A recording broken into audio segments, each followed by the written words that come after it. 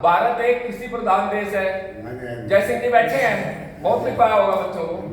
यानी हमारी 80% जनसंख्या कृषि पर निर्भर है। अब कृषि में कितनी निर्भर है?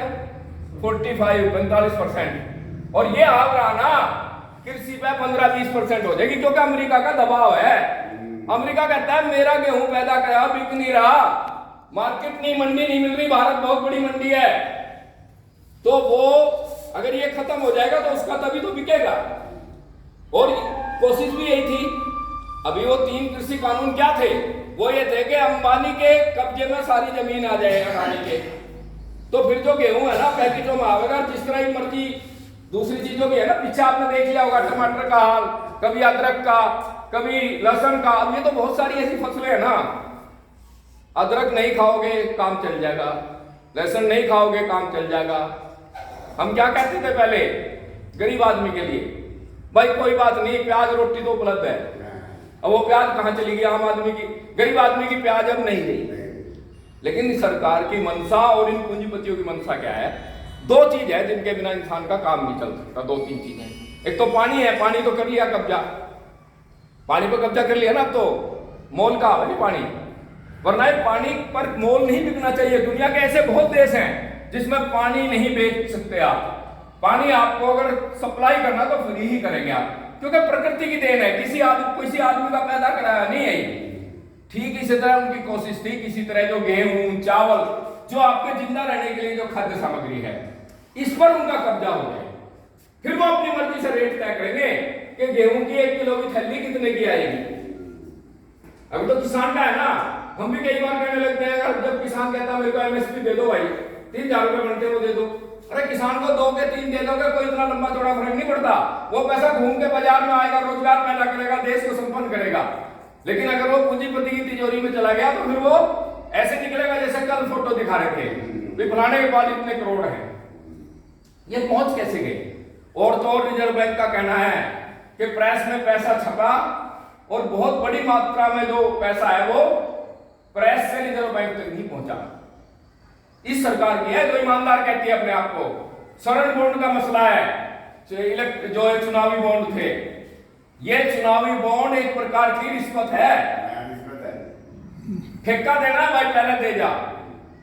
अब ये गोपनीय था, पता जनता को पता ही नहीं चलेगा। सुप्रीम कोर्ट ने पोल खोल दी। जो टिक्के की बात साथी कह रहे थे अभी, अब ये टिक्का भी क्या था? रिश्वत लेगी तो बिकवाया भाई, लोग मरे तो मरे।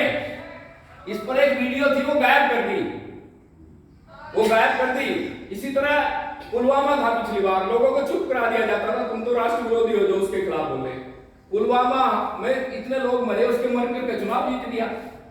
पीछे क्या था वो, जब वाजपेयी की सरकार, पुराना भी याद कर लो, उस समय कारगिल करवाया, चुनाव जीत लिया। अरे कारगिल में किसके बेटे बच्चे मरे वो भी तो देख लो। आज तक एक बात बताओ, सरकार इतना केजरीवाल का, फलाने का, इन सब का निकाल लेती है विवरण, पर आज तक क्या पुलवामा के उसका पता नहीं चला भाई कहां से आया इसको। तो ये सारी चीजें हैं साथियों।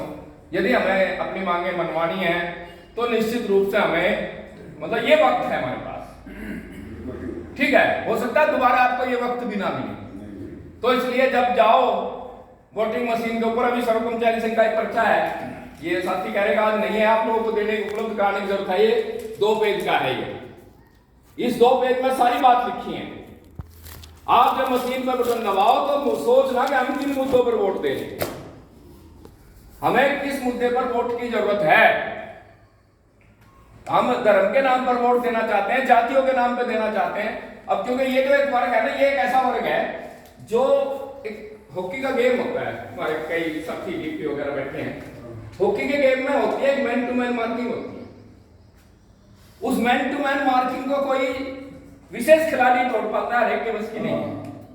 ऐसे ही जो हमारे समाज में जो जहर जात पात का, धर्म का ये फैला रखा है इस सरकार ने, या जो मार्किंग है, इस मार्किंग को गांव में नहीं टूटती है।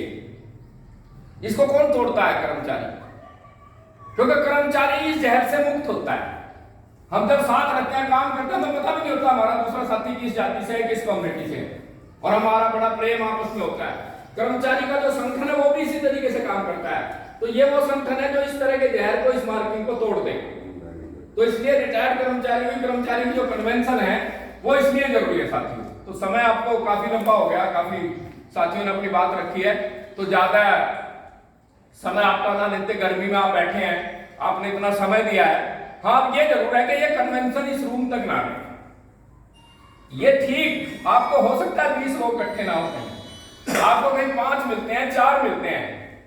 ये जो संदेश है संगठन का, ये आपने हर गांव में, अपने मोहल्ले में, अपनी गली में बताना है। भाई इनका बचाओ, बचाना जरूरी है, नहीं तो हमारी मांगे नहीं बचेंगी। और अगर तुमने क्यों लगेगा कि गलत फैसला हो गया तो अगली बार फिर बदल लियो, क्या रोक रहा है, ये बात है। और हमारा इतिहास ये रहा है कि हम किसी सरकार के किसी के समर्थन नहीं रहे। सर्व कर्मचारी संघ ने हर एक से लाठी खाई है, 86-87 जब से बना था तब से लेके जो सरकार आई सब में लाठी हमारी, सबसे लड़ाई लड़ी। इसमें इतना फर्क है कि बाकियों में लड़ते थे तो कुछ लेके आते थे, इसमें कुछ ले नहीं पाए हैं। तो इसलिए साथियों, ये सोच समझ करके आपने इसका, अपने वोट का फैसला करना है और लोगों तक इस संदेश को लेके जाना है। ये आपके पास समय है 10-15 दिन 20 दिन, इसमें आप लोगों को कन्विंस करो, समझाओ, उनको कहो मैं जात पात और धर्म से ऊपर उठ करके हमें अपने मतदान का, अरे सब लोग वोट जरूर डालें। अब सबसे बड़ी दिक्कत क्या आ रही है कि बड़ी संख्या में लोग वोट ही नहीं कर रहे। अभी जो 2 फेज के चुनाव है, परसेंटेज काफी डाउन है। मतलब सब लोग कोई, ये हमारा एक प्रकार का अधिकार है, त्योहार है, सारे लोग वोट डालें और सोच समझ कर इस वोट का प्रयोग करें। धन्यवाद। धन्यवाद उधम सिंह राठी जी का। साथी ने एक एक बात खोल कर बताई है। अब